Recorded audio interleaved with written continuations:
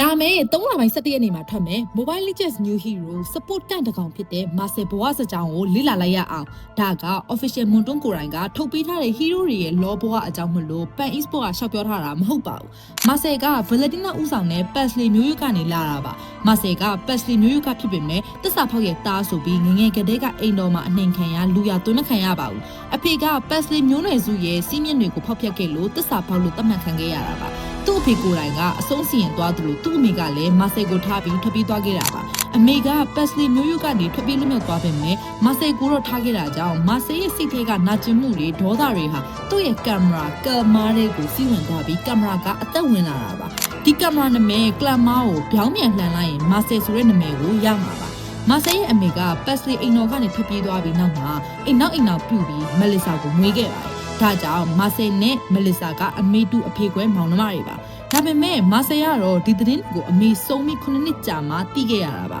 မာဆေကိုရိုင်းကသူ့ညီမလေးကိုခွင့်လွှတ်နိုင်ပေမဲ့သူ့ရဲ့စိတ်ထဲကနာကျင်မှုတွေစုပြီးအသက်ဝင်နေတဲ့ကင်မရာကလမ်မာကတော့မလစ်စာပျော်ရွှင်နေတာကိုမနာလို့ဖြစ်ပြီးငါတို့ကိုကြတော့ထားခဲ့တာဆိုတဲ့ခန်းစားချက်တွေဟာပိုပြီးကြီးမားအသက်ဝင်လာခဲ့ပါတယ်ဗလက်တီနာကလည်းပက်စလီမျိုးနွယ်စုကိုစတင်တည်ထောင်ခဲ့တဲ့ခေါင်းဆောင်တစ်ယောက်ဖြစ်တာကြောင့်မလစ်စာနဲ့မာဆေတို့ကဗလက်တီနာရဲ့မျိုးဆက်သစ်တစ်ခုဆိုရင်လည်းမမှားပါဘူးတင်းတို့တေချာကြည့်မယ်ဆိုရင်မောင်နှမ2ယောက်စလုံးကအယုံနဲ့ကင်မရာကိုကင်ပြီးဓာတ်မတ်ချစ်သုံးတာချင်းတူနေတာကိုမြင်ရပါလိမ့်မယ်